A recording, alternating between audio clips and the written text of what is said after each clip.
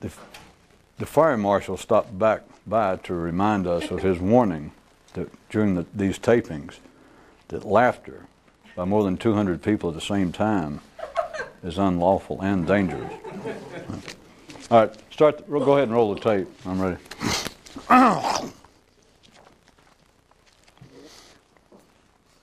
Tonight's news begins on a somber note. You're dumb as shit and you're going to die. Oh, I'm sorry, that's from last time. You already knew that. But now on to some real fresh news. News you've never been able to hear before. Right. How life works at both the molecular and cosmic and the neural and hormonal levels. Part of an ongoing series. On social occasions, when the conversation would become so complex as to elude her comprehension and make her feel uncomfortable, Einstein's girlfriend would surreptitiously slip her hand into his lap and leisurely drag her fingernails along the length of his Johnson until the desired effect on him was achieved, thus returning the situation to one of her liking and allowing her uneasiness to pass.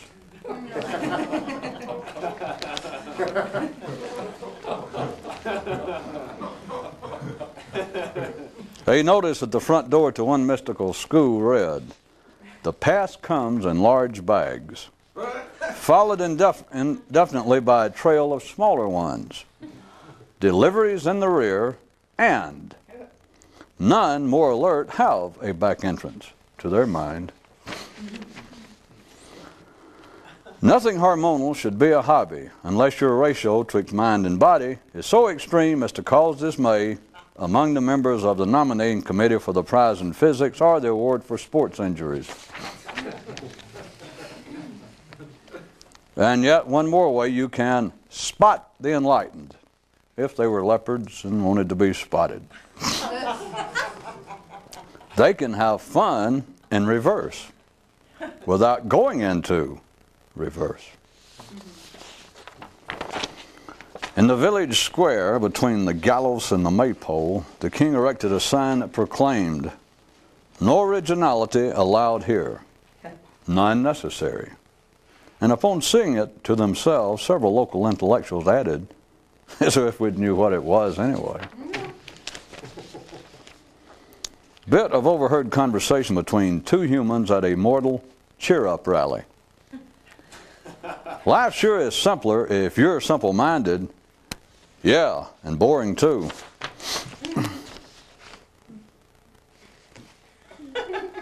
If, to buttress your point, you offer up a personal experience, then you lack an understanding of the point under discussion. But not to worry, you can still get a job as a psychologist, a rabbi, a reporter, or important world leader. After years of fretting over whether the train would ever get to Istanbul or not, a certain man mulled on the possibility that it is probably good on top of good that it never arrives there before a passenger is ready. Later, upon looking back at this that he had mulled, he recognized that it appeared to make sense in a metaphysical sort of way, while yet being gibberish piled upon gibberish. But hey, he still didn't feel too bad about it, cause hey, ridden to its ultimate destination, all talk is boobily babbly boo. One day, one man, speaking for many, declared, "God, but I hate responsibility."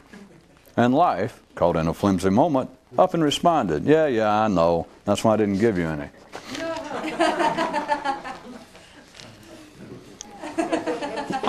Thought and matters automotive. When your mind becomes as lubricated as your universal joint, then your mind may become your universal joint. Seamless Reality picked up the ringing phone and said, "Yes, who's calling?" And the man at the other end replied, "No, I asked you first." No.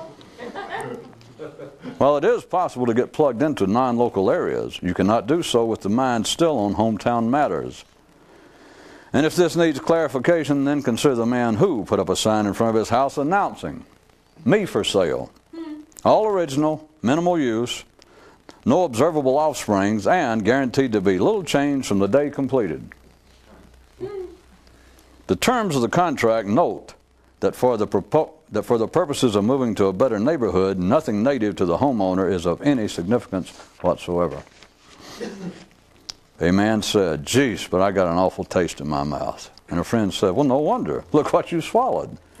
And the man looked and screamed out, "My God, it was me!"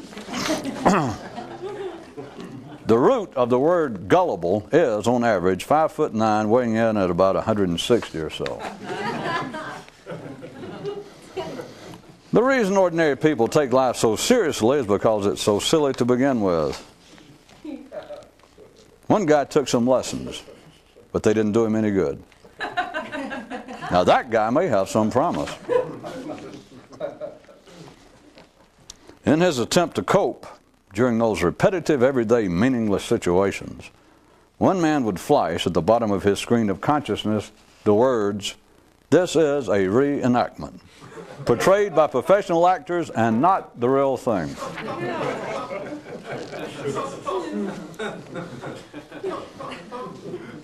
And as a matter of fact, the very first words life said back to man once he had learned to talk was, yeah, I know.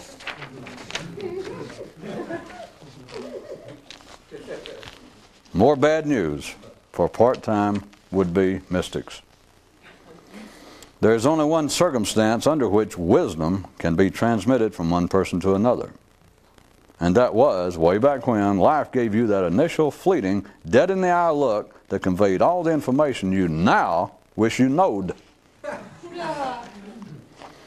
Those who can walk the tracks of the genetic roadbed discover how to remedially return to places already passed without having to back the train up. Momentary travel from Turkey to the Swiss landscape can be accomplished in a manner not requiring a return eastward, but rather one in apparently the opposite direction. Men conceived of science fiction once they realized that science alone would never tell them what they wanted to know, and that their fiction already revealed more about themselves than they wanted to know. And a man said, "See how things work?" And a man replied, "No." If you talk like you're from a foreign country, many people will believe you actually are, especially your own mind. Real space travel is not for sissies. Now you know. So ruminated and reflectinated one man. If I could discover the sequence of life, then I'd know all. But not so, for man is the sequence of life. Some gents concocted the whole field of religious fiction after they became aware of the problems their brethren were having wrestling with science and all that other attempted objective shit.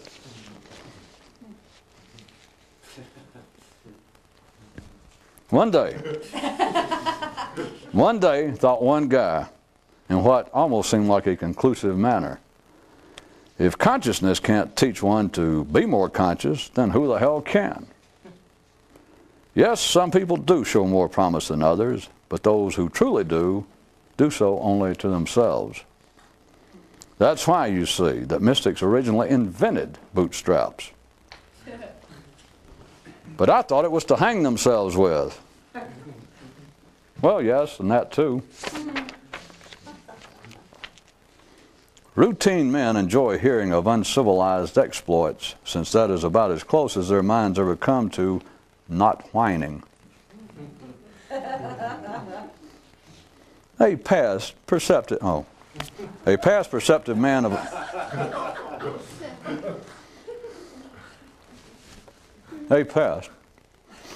a past perceptive man of alertness gave himself a choice.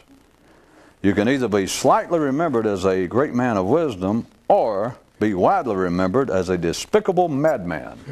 Which will it be? And to save myself the trouble of the usual warning, let me say this. If any of you boys and girls watching this did try it at home, own yourself, then by Yemeni, you're no longer run-of-the-mill boys and girls anyway. So what the hell difference does it make? Yeah. If it weren't for tragedies, most people wouldn't have any excitement in their lives. And one man mused, how come that can't be so in my mind? Do you know what he meant by that? Do you want to know? And now a brief scene from Life Among the Make-Believe Mystics. Oh man, who put wheat germ in my vodka?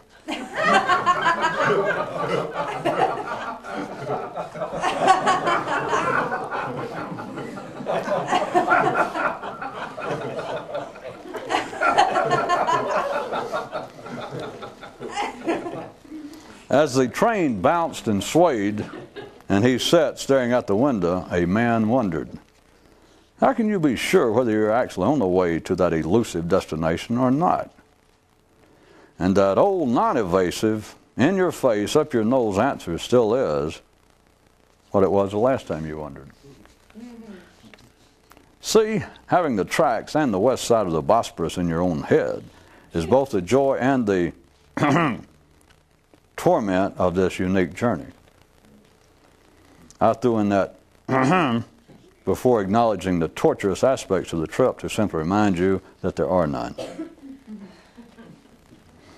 And now a quick scene from The Enlightened in the Land of the Awakened. Hey man, where do I find booze over 200 proof? What kind of place is this anyway? The simple worry about death. The slightly more sophisticatedly simple fret over health. While those who know simply live and die, with a bit more in between. Since some people get curious about it, I'll go ahead and ask and answer it for you. Why aren't those who are more conscious more popular than they are? Simple. Because no one wants to hear about it. That's why. One man never read his own advertising. Why? Because he's afraid he might try to live up to it. That's why. The erotic voice on the other end of the line said, unzip it and whip it out. And the man wondered, is she referring to my pants and privates or my mind and awareness?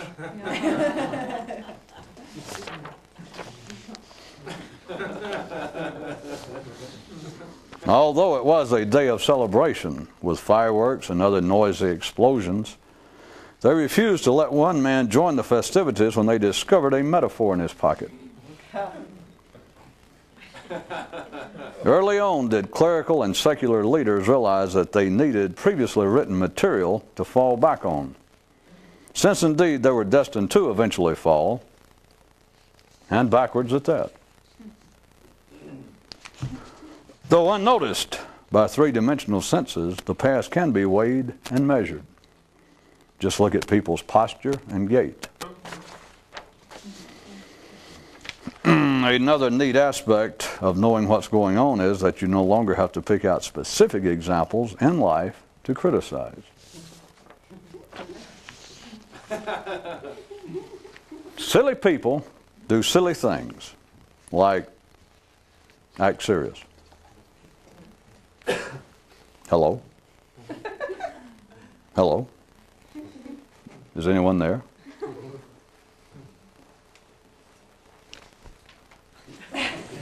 End of theatrics. Yeah, right.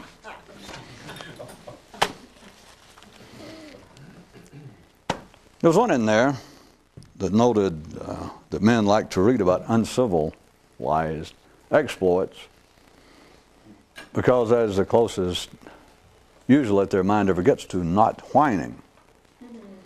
If you recall what we were talking about several times back, not only the nature of the external world collectively of man, but inside of one's own nervous system, inside the brain, is sort of this middle ground where it is the middle of the general parade of sanity, civility, sequential logic, reason, and then off to the sides It's where the fringe of life ordinarily lived that are of no particular consequence. If that was the individual human nervous system, that was the general level of collective consciousness where reality amongst all sane people is tacitly agreed upon as being what it appears to be. And I pointed out, for the sake of the example, that you could look at the two possible aspects outside the normal realm of predictable thinking as being an element of criminal thinking, that is critical of the norm, of the middle class, of reality as it is, to the point, taken to a little further extreme, of wishing to be destructive to it, such as overt political rebels. And at the other side was more a matter of not criminal thinking, but more of irrational thinking, otherworldly thinking, of not accepting the middle of the road collective idea of what reality is, but rather dreaming, wandering off and just wishing it would be replaced by something. Them not being interested or having the nerve to destroy it. They're not interested in destroying it, but just hoping it will be replaced, especially after death, when it will require no additional effort on their part. But now consider what I drew in tonight, because it is so common, what passes for entertainment. Oftentimes I've drawn up news items that apparently attack the news, the reporting of the news, not just today, but throughout history. And even pointing out that using the news as sort of a collective, again, widespread example of individual conversations. But the news is always bad, always has been. And in fact, in the middle of reading some of these, if you notice, when I did the whining, almost not being a mimic, I was about to fall into, or make you think I was, that kind of sing-song, whiny, I was going to say pseudo-passionate voice, but to them it is passionate. I'll leave that to you, to ordinary people, that reporters nowadays do, of reporting the news the way you're so used to it. I don't know why some of you laughed when I did the momentary, whether you actually caught what I was about to do, but there is a kind of sing-song to it, more than any well-versed and practiced rabbi or priest, that now if you listen to the news, if you could turn slightly a halfway fresh ear, there's a sound to it. And I don't mean it's any conspiracy, and I don't mean that all the networks will sit down. It's, again, just life operating in a way that individuals never see it, and they will take specific examples and perhaps believe that they or someone else is responsible.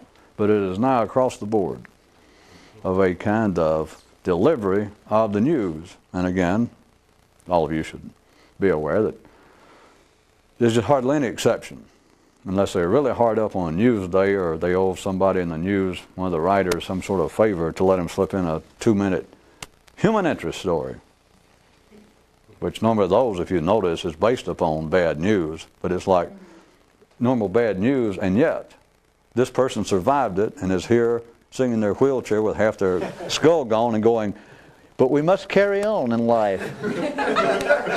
And they would refer to that as a positive, news item.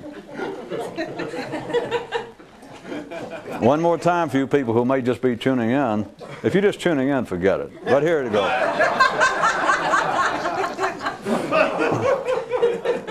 It's no conspiracy and there's nothing going on. It is the nature of man being an incomplete piece of business, and therefore all news is somewhere this side of favorable. Because the only favorable news would be that you turn it on, to use that as an example, which would be your own mind. But if you turn on the news and there it was on all 3 networks, or you flipped all the channels, and there's this one head saying, here it is, what you've been waiting for, the news is, the whole deal is over. We have reached the place, and they would use, according to different languages and different cultures, we've all reached Shangri-La. We have reached paradise on earth. The humanist dream has fulfilled itself. All of the projections of all major religions are now fait accompli. Humanity has reached its conclusive level of perfection. That would be the only good, and I don't mean only, I mean that as a negative modifier. That would be the only possible good news, because that would be the news that, hey, it's all over, folks. Now, not the all over of suddenly the talking head come on and go, there's a meteor that we have just discovered. God knows where it came from, and we'll be here in 2 hours, and we're all done for. Not that kind of over. A positive, it's over. Nothing else to dread except death, but it's all over. No more small irritants, which to most civilized people, the small irritants are a lot worse than death. Well, that's not one of the definitions of sanity, is if you worry more about death than the fact that they've raised the prices of the season tickets to the Lakers up 30% over last year. That, and now they have changed the one-way direction on the street in front of your house or where you turn to get home. That's one of the definitions of sanity, is you've got to worry about crap like that more than you do death, or something is wrong with you. At any rate, that would be the only possible good news, is what I want you to consider, that literally, because we're talking about the world of man now, in the brain, in the mind, because there is no other news. If we did not have a mind, there'd be no newscast. You do not see hippos or rhinos walking around looking nervous like they're a news junkie and they wonder what's going on. There is no news below the level of consciousness. None. Death, but it's not news. There is no news. The only news possible up here that would not be, in a sense, bad news would be what I described, if in some way the message came through or the universe shouted out, hey, I'm going to let it go. You guys are finished. Don't worry. I don't mean I'm about to wipe you out, but right now the whole deal's over. Nothing else to worry about this side of death. In other words, heaven on earth. Other than that, all news has to be bad to varying degrees. That's what I was reminding of. But now back to, why do people specifically, you should have asked yourself somewhere along the way, but now, why do people specifically seek out bad news? All forms of entertainment, including comedies, humor in general. But just all forms of entertainment, you have really got to squint your eyes up to the point of probably having to go see Dr. Pearl to find anything that does not qualify as being based upon uncivil behavior. The obvious being all sorts of murder mysteries, crime dramas, crime TV shows, all guts and gore movies. How about this? History. In case you want to see blood and guts and Freddy Krueger writ large. But my question is, what is it with civilized people? Educated, civilized, what you should think are just civilized people. How is it that now we have 3,000 or 4,000 years of known history and people still will go out and spend money, fix up their budget so they can go see a movie, and they will stand and talk about beforehand, is it a remake of so-and-so or part 7 of the one? Is he really chopping off people's parts? Did he really rape 20 women and then mutilate them? And you're so used to it, and I'm not attacking movies or television, as you know. I'm asking you what it is that men, civilized men, so enjoy, no matter what they say. Just look at entertainment. Look at the world of man up here. What is it that attracts people? And they will go spend money for it. Will walk across the street. Will rush home. It is all, unless you're going to squint to the point of hurting yourself, and then it won't do you any good, it is all a form of bad news, and it's all a general attraction of uncivilized behavior. Now think about it, which is not far removed, if any of you are beginning to get my drift, from the idea of bad news. Would you go see, if they could do it, would you go see, let's say a movie, completely sans any uncivil behavior? Now, I know you can't answer because the ordinary mind can't even conceive of it, assuming you were even following what I've been saying thus far just as a verbal working premise. The mind cannot really conceive of it. I would suggest staying here as I am making it up, reviewing what I had written for tonight. Perhaps the closest would be absolute, what they would call, what ordinary men want to call educational activities, which I'm not going to get into it. It's not worth, that's not what people go and pay for it to nourish their sense of entertainment, of distraction. But I was going to say that about the closest that probably the Western term would be like a drawing room comedy, a kind of Oscar Wilde-ish a kind of comedy of manners, a kind of a play of verbal gymnastics. Some of Shakespeare, some of the Greek writers. But if you will think about that, which we're back to humor, it is all based upon a kind of non-civil aggressive behavior between folks, between people, without bloodshed, without physical bloodshed. But that's what the drawing room comedy, as they used to be called, is all about, is verbal swordsmanship. At any rate, back to the mainstream all across this world. Why is it that men will pay for and insist upon and only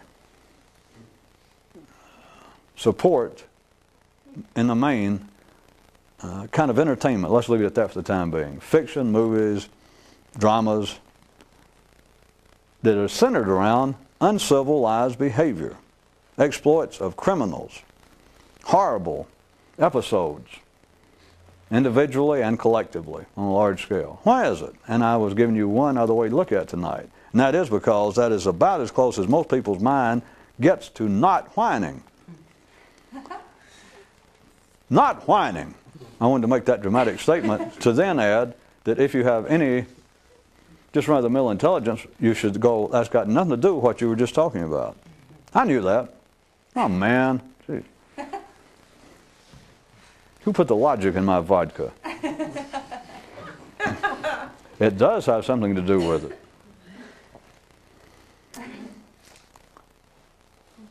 Why do men like to, they will say they do not. But let's just picture a man sitting there and he flips on the news. You're just sitting there with him, just Mr. Average American now, well informed, because to keep up with the news is one of the definitions of being a fairly educated or sophisticated person, as opposed to hanging around in cheap bars and start talking to plumbers and bricklayers. And you mention something about the governor, and you mention his name, and the guy goes, "Who?" And you go, "I thought you lived here." And it turns out the guy is a native of that state, and he doesn't even know the governor's name. I mean, all the time some intellectual with nothing else to do, or some reporter will go out and do a poll and find out that in any given local area that 30% of the population do not know their congressman's name, 27% do not know the president of the United States' name, and according to what part of the country, somewhere between 18 and 20% of them don't even know their name. So, God, that sounded almost like a joke. I never realized that when they always present that as serious news, and I swallowed it. Well, of course, some of us do fit a definition of the root of the word gullible. You won't find it in Mr. Johnson's work. Only I would reveal that. The root of the word gullible, you recall, is, on average, 5'9", around 160 or so. Imagine there we sit with a civilized person, and he says, "Wait, let me flip on the news." I like to always catch the 6 o'clock or 10 o'clock news. And he flips it on, and the news, especially the local, well, at any rate.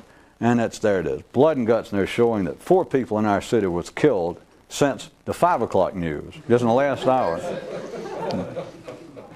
A poor, pregnant, helpless woman working in a store, a priest walking down the street, carrying along a little child on the way to a nursery, is shot in the back of the head, and his sneakers are stolen. I mean, or some woman is mutilated. I mean, just the kind of thing we see, we laugh, or you do. I mean, just something despicable, and here it is, this guy who is a reasonable, sane, successful person in life, and he's leaning over just really watching, ooh, and he may even say something like, "Oh, God, that's horrible." And he's just glued to it.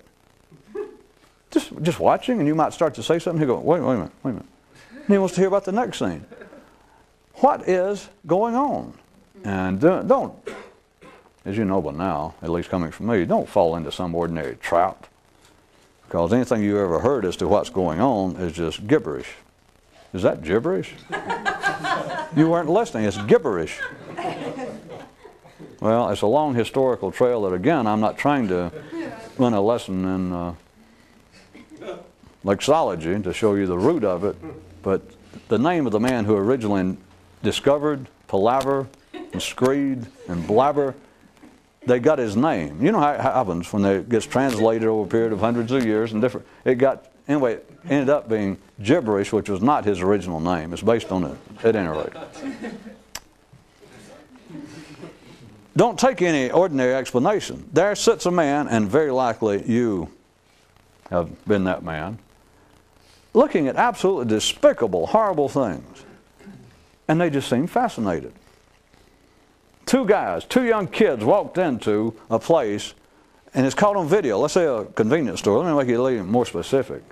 And he sees this go, and he goes, really, wait. No, wait. You just got through seeing blood and guts and rapes and a building blowing up, and and you could talk to him a little bit. And suddenly, though, it says, here was the latest one in the last 30 minutes, exclusive on channel 17 or 49. Here it is, convenience store, and there stands this nice-looking little girl, pregnant, and she's smiling, and two guys walk in. And they just walk right up and pull out a gun and reach over in the cash register. She had it open doing something. They just reach like that, and she just kind of stands back, and suddenly he shoots her right in the head, and you can see her brains blow out. And they'll replay it. They'll say, here it is again from, and you start to say something. Well, whatever it is, like, where's the bathroom, or you got anything to drink? And the guy goes, shh, wait a minute, they're about to redo it. Now, I want you to understand, this is horrible of seeing two guys, and then it shows them later. People really enjoy this. They get arrested. They get just barely out the street, and a cop comes up, and they get arrested, and it shows them, and it flips over, you can tell it's, different thing they say. And here it is 2 hours later at magistrate's court, and it's bringing these two guys in. 15 years old, that kind of thing. And they're smiling. And the girl's dead. Her baby's dead. They blew her brains out. And they're just smiling. And the guy will go, shh, shh, wait, look at that, look at that. What is it that represents? Psychology, sociology, and of course religion, always being stuck with the ass end of trying to wipe up after everybody. It's been trying to explain that away forever and cannot. I'm explaining it to you. I'm telling you what it is. You know what that represents? That kind of uncivil, because there it is. We don't have to talk about Jesse James 90 years ago. We're talking about right this afternoon in Paris, in Detroit, in Los Angeles, New York, Chicago. We're talking about happened just 2 hours ago or 30 minutes ago that happened, and it's happening constantly, and civilized people are sitting at home going, shh, shh, wait a minute, wait, they're going to re-show it. And they look. What does that represent, the behavior of the people? It's the closest their mind normally gets to not whining. I know it doesn't make any sense. So what? It's not my fault why I say it doesn't make any sense. I meant from your view. It makes perfect sense. I can't help it. I told you the news started out on a down note anyway tonight. You're dumb as shit and you're going to die. That's why people like to watch that. Because they know that. I'm dumb as shit and I'm going to die. Don't forget now, I've given you the punchline twice. I've told you the reason. That is about watching uncivil behavior and thinking about it. It's about as close as the average person, the ordinary person's mind will ever get to not whining, not being a reporter of bad news. So now, don't lose your place. And several reasonable people thought, how could I? You're finally going to drive even me insane. No. Now consider again the difference between the world of action and the world of thought. Consider what would be below the line of consciousness if, for the sake of our discussion, we were talking about people could indeed be nothing but erect animals. That if we had no intellect, and yet we can still talk about it, etc. You know how that goes. You have to think about it. It has some use. If we thought about it from here down, that cannot whine. There is no news down there. There is no bad news. There's no good news. And it cannot whine. A wolf cannot whine.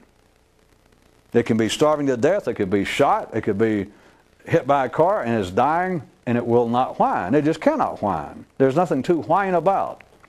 To whine, to be aware of bad news. And the wolf is dying. But you cannot say that he knows he is dying in the same way that a man does. You've got to have consciousness. You've got to have a mind. It is that line that divides the world of action wherein you just go.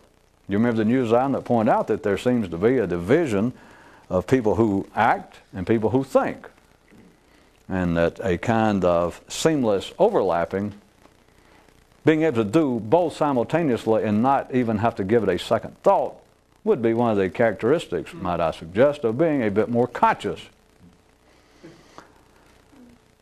The world of action and the world of the mind is the separation between whining and not whining. But the world of action, is, you got to understand, you can't whine anyway. It's not that animals are so superior to us in some native way that they just don't whine. They can't whine. You've got to have an intellect to whine. Once you've got the intellect, and the more your center of gravity is moved above that level, we're alone. The more civilized you are, the more likely you are to whine. It gets to be another one of those, may I suggest to you on life's behalf. Life's not paying me directly to do this. I'm just doing it out of the goodness of my heart and the recognition of talent when I see it. Life has it arranged in such a way that at first, if you can hear it, what I said, you would think, nah, it must be the other way around. The more civilized you are, the more likely you are to whine. Now, like any good merry-go-round, especially a spiral one, there's a place in the beginning when the train leaves Paris and the great mystical Orient Express on the way to Istanbul. There is a point at which what seems to be true in the beginning then seems to be not true. And I'm talking about just at level, just at normal roadbed level, seems to be true, then not true, and then maybe even true again. To wit, you haven't lost your place, have you? Nope, right there. That I say, the more civilized you are, the more intellectual you are, the greater do you live up above the level of consciousness. The heavier, the more stable is your center of gravity in thought as opposed to simply animal behavior, biosurvival behavior, the more you are inclined to whine.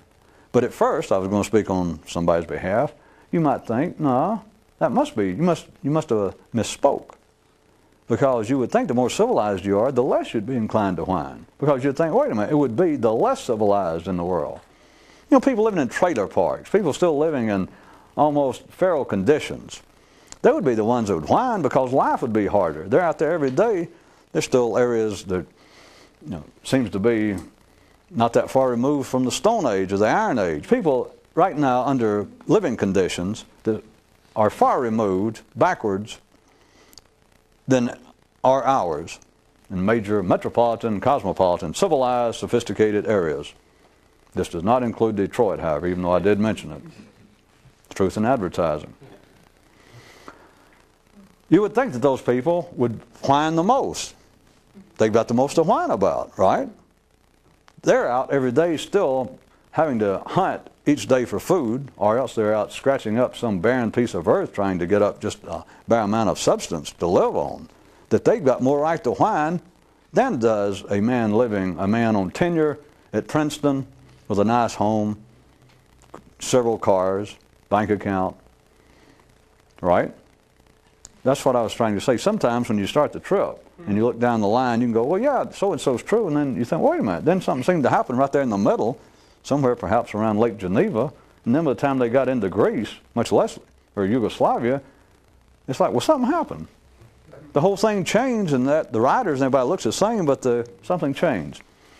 You would think, or you could think, that the uncivilized, the uneducated, but the less civilized would be those most inclined to whine. Not so, because they are closer to the level of biosurvival animal behavior, and they don't really think to whine about it. Which is one of the problems. You never noticed that humanists, professional charity workers, good American Protestant missionaries going over trying to, well, of course they call it trying to help the other people, trying to raise money by telling you that they're helping other people. And they show up over in some island in the South Pacific, and it's some group of people or in some other part of the world that people are starving, and they got their microphones, and at first they show films. You know, this is the pitch for you to send them money. It's nothing new. But they show children. They just, I mean, it turns your stomach. It just makes you sick. You want to cry when you see them. And it shows dead bodies. And it shows the the barren landscape and them trying to make a living, and they go up to the first guy, or the first one on the film, and they stick a microphone out to the guy. And he looks up and smiles. And he weighs 87 pounds. And his wife has just died or something. She's laying over there, and they'll say something like, God, I'm Reverend so-and-so, and they got a translator. You know, I'm a so-and-so missionary, and we're here. We've heard how horrible conditions were here. And the guy's smiling. They translate to him. He goes, yeah, yeah. And he says, but I had no idea until I got here. Turn the camera, get how horrible things were. And they put the mic, you hear the translator going, and they put the mic back to the guy. He's going, yeah. In case you don't know it, if you didn't catch the point, they have to go back and restage most of this. Again, I don't mean a conspiracy, but the point I'm trying to get you to see is they can go right there to the people that should be whining, that are living just at the bio-survival level. Just barely at the, they're just barely able to sustain themselves as a group, and they go there, and they just pick out somebody at random and go, and what they're wanting to say is their whining mind going, oh my God, we thought we had it bad, but this is, there's no words to describe how horrible this is. And they translate it to the guy, and they put the mic, you know, he's the head of the tribe or something, and he smiles like, well, you know, if you say so. Or else he smiles like, what the hell does that mean? That's true.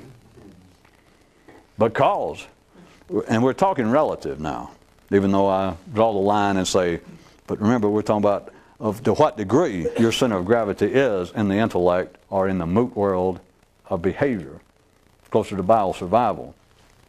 They are less likely to whine. They have to really work them up, or they have to eventually have to stage it and say, well, listen, we're going to bring you some food and some clothes and stuff. And they finally get through to the guy, and they go, but don't worry, we can do it. We have to get people back. How come places we got more food and clothes we know what to do with? And they finally convince the guy that this may be true. By then, of course, he's beginning to look at you like, I bet you can fly through the air and move the sun. But anyway, they convince him that this may be true. And they say, but we've got to go back and make them understand that you people need this. And then they have to describe what needed. And he says, you can't sit there and smile. And they have to translate all this. And they say, when I say, this is horrible here, the conditions, they have to say, imagine when your pet dog died. Can't you cry? Or maybe could you sit on a thorn? Could you stick something sharp up down your little throne and sit on it and cry? They have to do that. Because, relatively speaking, the less civilized you are, you've got the same difficulty in getting them to whine as you do a wolf that's dying. It's just, they almost don't know what to do with it. All right? That takes care of you saying, well, wait a minute, the less civilized you are, the more likely you are to whine, because the more reason you have to. See, you fucked it up. You screwed it up. Like, the more reason you have to, so you're more likely. That's only, what do you call it in life? Reasonable people. Sequentially thinking people would think that those two, that one follows the other. The more civilized you are, the more you whine. Listen to voices. This is even true. This gets, I'll just throw it in right quick. You would have to be somewhat lucky in your choice of where you did it. But if you went down, forget a South Sea island, if you went down into any part of the rural area in whatever state you live in, and you could find the right kind of people with just barely any education, just living at that kind of poverty level, and listen to their tone of voice just in general, and then go listen. I mean, if they had a little bar, if you just hung out where they were around the closed up coal mine, or 4 or 5 of them, they just stand around, nothing to do, and you listen to them talk. And you look at them as people starving, people that are living in shacks, and you just stood there and you listen to their tone of voice, just whatever it was they were talking about. And then you suddenly was transposed into the Friday afternoon cocktail tea party amongst the faculty at Princeton. And them staying around, and you listen to the tone of voice, you listen to 2 different scores. You listen to 2 different symphonies, or small chamber works at least, according to how many people are staying around. The ones that, the more civilized you are, the more inclined you are to whine. The more you worry about life. Says somebody that I thought I'd convinced already. But now you're back to what you were just talking about, that those who are having the hardest time staying alive, they're the ones that would be whining. No. The more civilized you are, the more you whine, because now your center of gravity is more in the world of the intellect, which cannot be satisfied, which cannot be completed. it is only that mind that can whine. So the more, it is only that aspect of man that can whine, since the body cannot whine. It is only the mind that can whine, and the more you live under the auspices, the more you live in line with thinking, the more you have to whine about. And after that, don't say, well, give me an example. Here's an example. You're dumb as shit and you're going to die.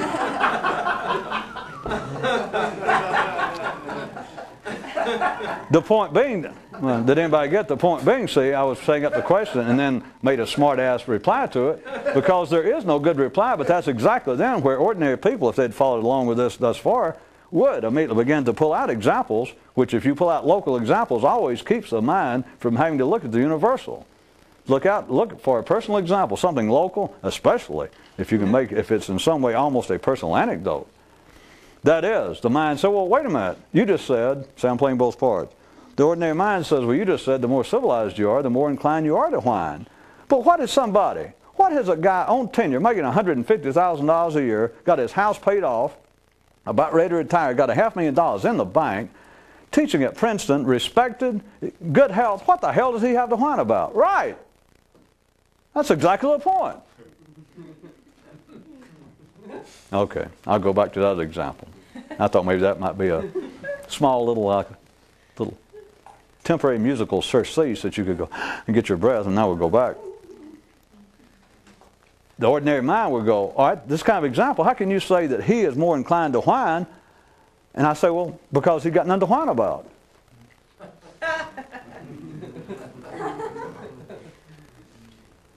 Which is the same thing as saying he has everything to whine about. You understand, he is not in any way similar to my uncivilized example. People on a South Sea remote island are people in rural areas of the civilized world, living at a near starvation level. He has not the same worries. There's no danger. He could eat lobster, he could eat oysters Rockefeller, he could eat anything he wanted for the rest of his life. And he couldn't even make a dent in his financial nest egg. You understand? Surviving is not his problem. I mean, the only way he's going to die now would be unexpectedly to get mugged or to commit suicide. He is certainly not going to die of the same sorts of things that would kill the uncivilized. He is not going to starve. So what does he have to worry about? Nothing. Not at that level. Because he lives more up here to begin with. And up here, it's nothing but whine. Yeah, but he didn't have anything to worry about, does he? Well, that's just the point. Sometimes 2's a lucky number. Like you do it twice and it's a lucky number. And of course, again, to stay with truth in advertising, no, it's not. I just said that to try and encourage some of you. You got nothing to worry about because worry will not conclude anything in the mind. The mind, all right, I'll say it. The mind has a non-conscious awareness that it cannot be satisfied, that it cannot be concluded. The mind has sort of a non-verbal awareness that it cannot be satisfied in the same way that the stomach can, or that one's Johnson can, one's private parts, for those of you that are still doing undergraduate biological studies.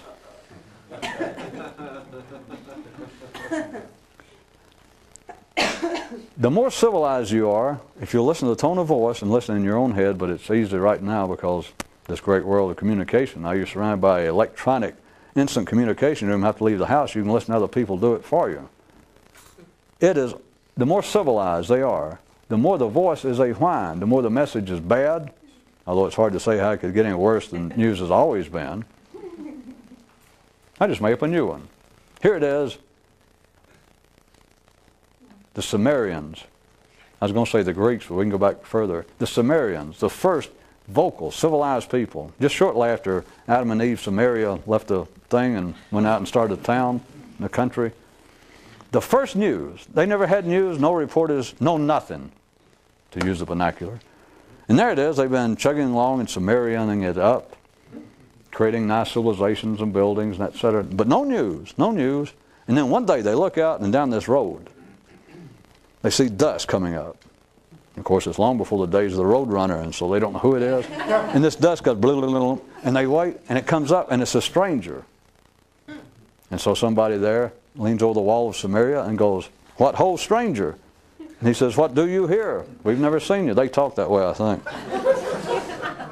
And he says, "I come from afar. You know me not, but I'm bringing news." And they go, "What ho?" And they call the whole family. They say, "What is it?" And he goes, "God damn, you ain't going to like it because it's bad."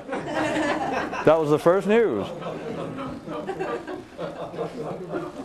All that represents was just shortly after man learned to talk.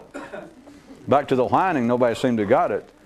That it says, right after man learned to talk himself, the first thing that life said back to him in response after he learned to talk was, yeah, I know. The point was that as soon as man learned to talk, all he did was he grabbed up at life, started pulling on his coat sleeve going, "I want to go out." And I went, "Yeah, I know. It doesn't matter what. You don't have to look for specifics." That was back to, I'll try it a third time, because 3 times can be charmed. Not like 2. 3 times can. No, it can't. I'll try it one more time. As I could say, the more civilized you are, the more you're inclined to whine, and then this ordinary person out here could go, "Wait a minute. The example you used. The man on tenure, man with a $500,000 nest egg, man with a house paid off, no problems. What does he have to whine about?" See, it wants to find a specific example. Because if it can find a specific example, then it can debate it further. Then it is the mind itself back on that non-ending track. There is no specific example. That's why it whines. Because there is no specific example. If mentally there was a cause for whining, it could be cured. There's a cause for hunger. It can be cured. If you say, "I'm starving," and I pull out and it's a falafel, and you say, "Well, I don't like Middle Eastern food," we can open your mouth and cram it in you, and by God, I'll satisfy your hunger. You may go, but it'll satisfy your hunger, whether you want it or not, right? Up here, I'm just using that as an extreme example. Up here, try your best. It cannot be satisfied. But so then the mind will go, "Wait a minute. Then why would people who've got it made, so to speak, like your tenured professor at Princeton, why do you say that they would whine more than those who are just living a near poverty existence? Because the former have nothing to whine about." Precisely. Because if it was something specific to whine about up here, you could do something about it. And the ordinary mind says, "Wait a minute. This is some of that trick crap again." Well, you got me, Caesar. Why do they like the exploits of criminals, uncivilized behavior? It is about as close as the ordinary mind will ever get to not whining. Look what the 2 unlawful, uncivil, unthinking, uncaring youths, look at the behavior that I repeated to you that they manifested 30 minutes after shooting this helpless, pregnant young girl for nothing. And they're in the courtroom before the magistrate, before their arraignment, laughing and smiling. Look at criminals in the movies, if that makes it easier on you. Look at all the criminals, look at all the villains in movies, all literature. But since I understand that many of you have reached the plateau of being able to abandon reading,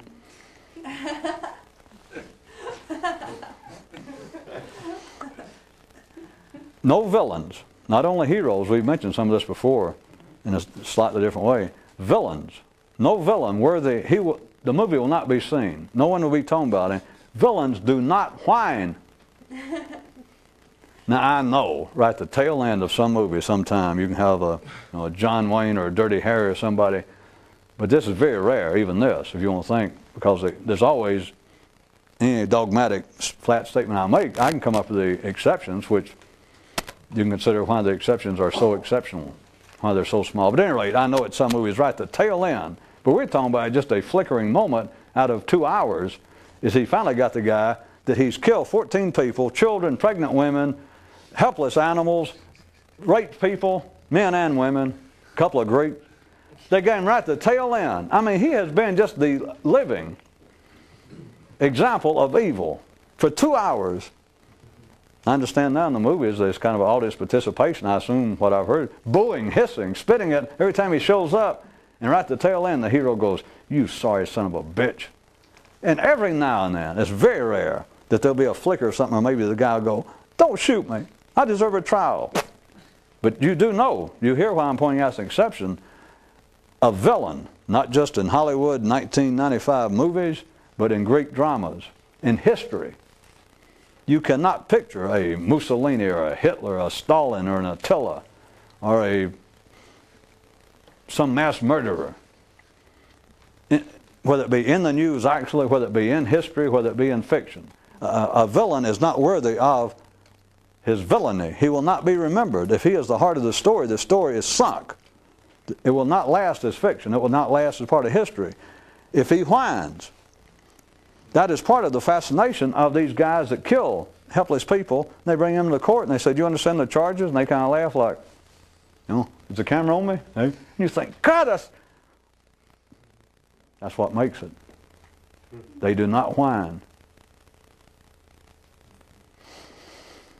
I thought maybe even toward the end that some of you got it, that some of you go, "I think I get it, but I'm not sure I like it." Well, that's because you're dumb as shit and you're going to die. I guess I should do our normal warning to the boys and girls, the children out in the audience, and all of you adults. This is no, what do you call it? This is no support. This is no propaganda in favor of uncivil behavior. Why do they make me always give these caveats? Plus not knowing what it means or being able to pronounce it. Look in your own nervous system, though. Look in your mind at what fascinates you. Look at what will attract your attention. But look how simple it is. I'm going to have to say it's simple now since tape's out. What uncivil, what absolute criminal, unremorseful behavior represents, and it's very crude, but it's very obvious and simple, is to ordinary minds, that's as close as they can come to not whining. And it's not the same thing because it is not intellectual behavior. It's anything but. And yet there it is in the midst of civilized people, and is portrayed in a civilized context, that is through a movie, a book, television. It is part of the collective presentation of something going on in life, and they take it as almost being, God, I wish I was there. God, I wish I could do that. Of course, not actually do that, but God, it is the living metaphor of paradise lost. It is a living symbolism of the mind wishing I could act, that I could just act and not be burdened by this goddamn, this old, you're just constantly thinking, yeah, all that crap. I rest my case. Since the tape's out, I've got to. That is why humanity is fascinated. They're looking in the wrong direction. If I know this struck some of you looking at your faces, you are either suffering from extreme indigestion or you feel like you missed part of it.